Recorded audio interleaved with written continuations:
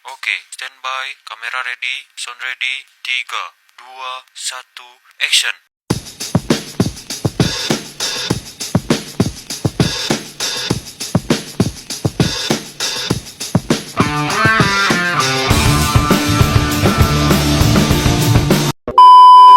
Sumber dana bank. Sumber dana bank syariah terdiri dari liabilitas dan ekuitas yang termuat dalam pos pasifan neraca. Yang pertama yaitu liabilitas. Liabilitas di sini terbagi lagi menjadi dua. Yang pertama yaitu simpanan.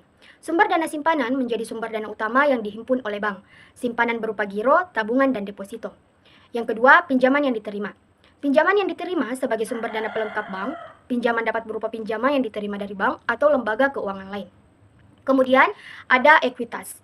Ekuitas sebagai sumber dana bank yang berasal dari pemegang saham berupa modal disetor dan hasil kegiatan operasional bank yang berupa laba ditahan, cadangan, agio, dan sumber modal lainnya. Sumber dana bank juga dapat dikategorikan sebagai sumber dana yang berasal dari berbagai pihak, yaitu yang pertama sumber dana pihak ke-1. Sumber dana pihak ke-1 adalah sumber dana dari pemegang saham berupa saham disetor yang menjadi kewajiban bagi pemilik perusahaan. Yang kedua, sumber dana pihak kedua. Sumber dana pihak kedua adalah sumber dana yang berasal dari pinjaman yang diterima dari bank atau lembaga keuangan non-bank, termasuk pinjaman dari Bank Indonesia, penerbitan surat hutang atau surat-surat berharga, baik jangka pendek maupun jangka panjang. Kemudian yang terakhir sumber dana pihak ketiga. Sumber dana pihak ketiga adalah sumber dana utama yang diperoleh dari mobilisasi dana simpanan berupa giro, tabungan, dan deposito. Nah, sumber dana bank syariah juga dapat digolongkan menjadi modal inti, wadiah, dan mudharabah. Modal inti di sini terdiri dari modal distor, cadangan, laba ditahan, laba tahun berjalan, agio, dan sumber modal inti lainnya. Wadiah. Sumber dana wadiah adalah sumber dana murah dengan akad wadiah seperti giro dan tabungan. Dan yang terakhir ada mudharabah. Sumber dana mudharabah adalah sumber dana terbesar di bank yang bersumber dari deposito, tabungan, dan pinjaman dengan akad mudharabah. Sumber dana ini tergolong sumber dana mahal. Alokasi dana bank. Posisi alokasi dana bank di sisi aset pada neraca bank. Aset bank diurutkan berdasarkan likuiditas aset. Ada tiga. Yang pertama likuiditas, yang kedua profitabilitas, yang ketiga yaitu operasional.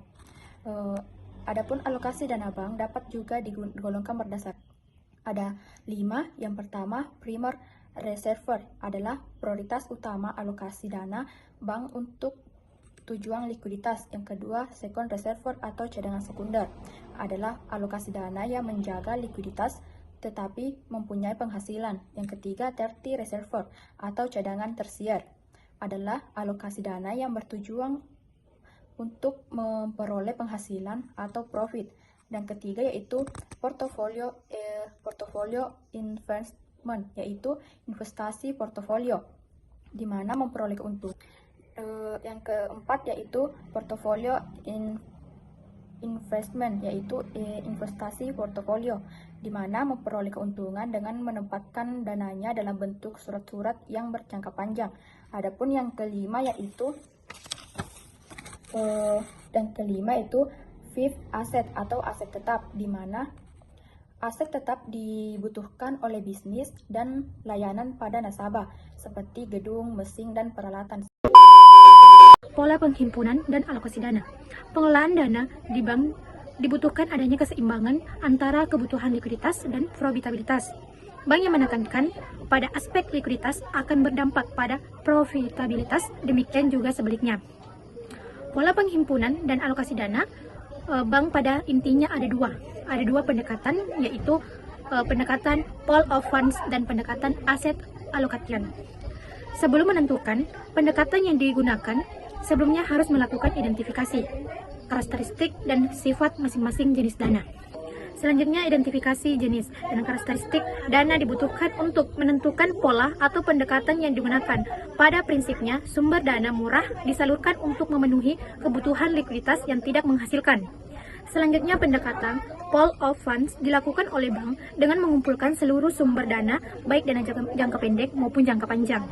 Dana murah maupun mahal, dana yang pendapatnya fluktuatif atau stabil.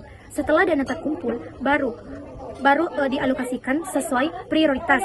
Pertama disalurkan ke prioritas utama, yaitu dalam bentuk alat liquid cash. Berikutnya baru dialokasikan ke prioritas kedua berupa alat liquid non cash yang mempunyai penghasilan.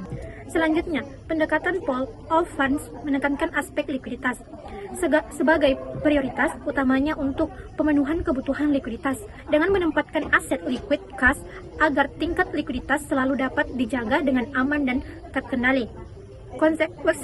Konsekuensi dengan pendekatan pool of funds akan mengurangi tingkat keuntungan karena tidak menutup kemungkinan sumber dana mahal untuk memenuhi kebutuhan likuiditas yang tidak menghasilkan. Pendekatan pool of funds diterapkan dalam kondisi likuiditas moneter ketat. Imbas dari kebijakan moneter yang diterapkan oleh Bank Indonesia, sehingga perbankan akan mengamankan pendanaannya dengan memelihara likuiditas. Pendekatan pool of funds berbeda dengan pendekatan aset allocation yang lebih menekankan pada aspek profitabilitas. Penyaluran dana sangat memperhatikan sifat dan karakteristik jenis dana. Artinya bahwa sumber dana murah disalurkan untuk tujuan likuiditas, sumber dana mahal disalurkan untuk tujuan profitabilitas. Sumber dana jangka pendek akan disalurkan ke likuiditas dan pembiayaan jangka pendek. Sumber dana jangka panjang akan disalurkan ke pembiayaan atau investasi jangka panjang.